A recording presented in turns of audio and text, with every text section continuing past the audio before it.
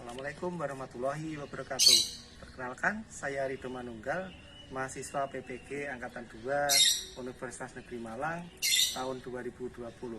Pada kesempatan ini, saya ingin sedikit menjelaskan mengenai engine management system pada Honda Mobilio tipe E tahun 2016. Di mana pada mobil ini, untuk engine management systemnya terdiri dari beberapa bagian, yaitu yang pertama adalah ECU. Kemudian yang kedua adalah sensor. Kemudian yang ketiga adalah aktuator. Nah, pertama-tama di sini saya ingin menjelaskan mengenai sensor yang ada pada mobil ini. Yaitu yang pertama adalah MAP sensor atau manifold absolute pressure. Nah, di sini posisinya. Untuk MAP ini berfungsi untuk mendeteksi tekanan udara yang masuk melalui intake manifold.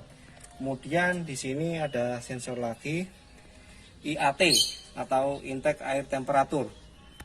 Nah, di sini untuk intake air temperatur di sini berfungsi sebagai pendeteksi suhu udara yang masuk melalui intake manifold.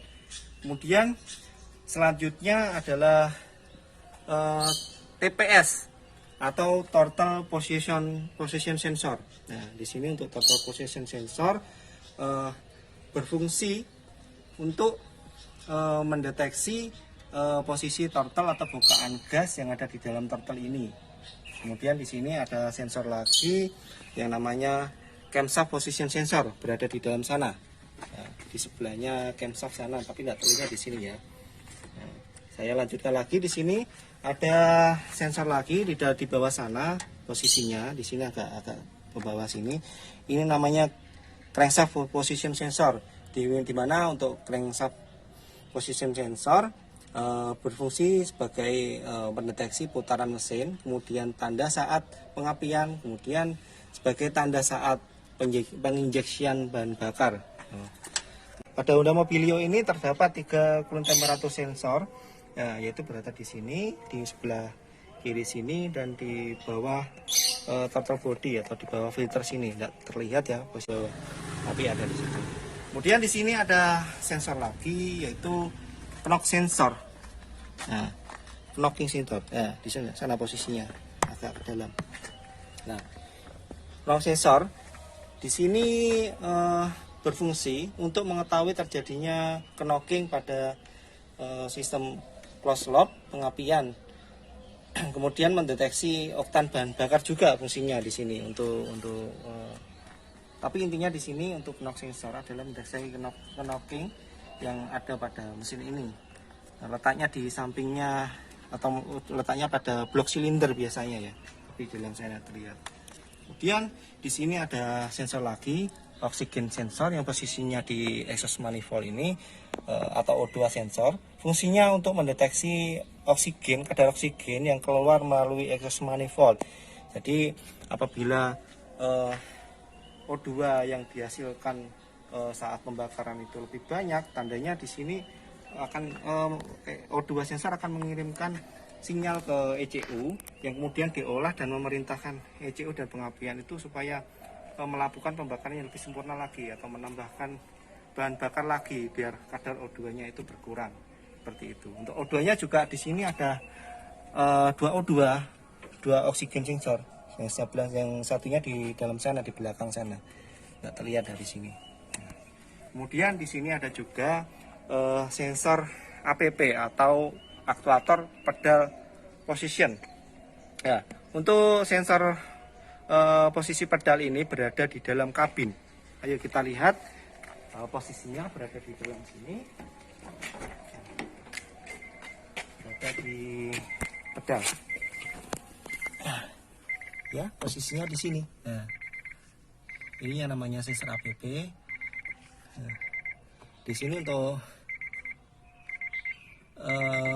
sinyal dari APP ini dikirimkan ke ECU, kemudian memerintahkan throttle body untuk membuka. Jadi di sini sudah tidak menggunakan selang lagi atau oler kalau istilahnya, kalau orang Jawa itu ya.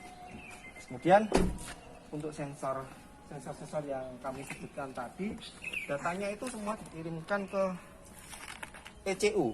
Nah, sedangkan ECU sendiri itu bekerja menerima, mengolah dan mengevaluasi data-data dari berbagai sensor yang terpasang pada engine maupun tempat-tempat lain sesuai kebutuhan posisinya. Kemudian sensor tadi dari sensor tadi diolah kemudian ECU memerintahkan aktuator untuk bekerja, begitu sistemnya. Nah, untuk aktuator sendiri pada mobil ini ada beberapa, yaitu di sini ada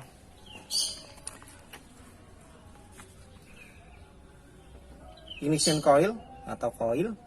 Nah, di sini untuk ignition coil berfungsi menaikkan tegangan dari aki ke busi ya. Di sini jumlahnya 4 karena di sini businya ada 4 untuk yang Mobilio ini. Coilnya juga ada 4.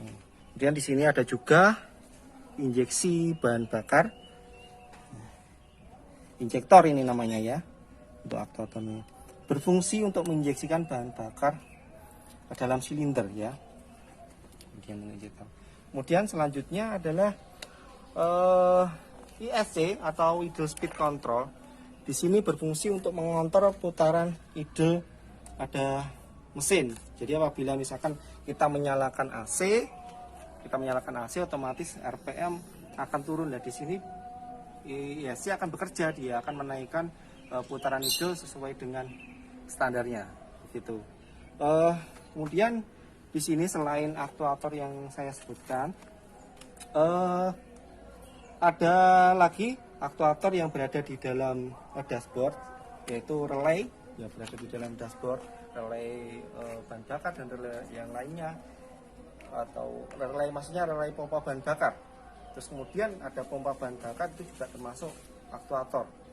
Nah, gitu ya. Mungkin sementara itu yang bisa kami sampaikan. Di sini apabila ada kekurangan, kami mohon maaf yang sebesar-besarnya. Cukup sekian, terima kasih. Assalamualaikum warahmatullahi wabarakatuh. SMK Bisa.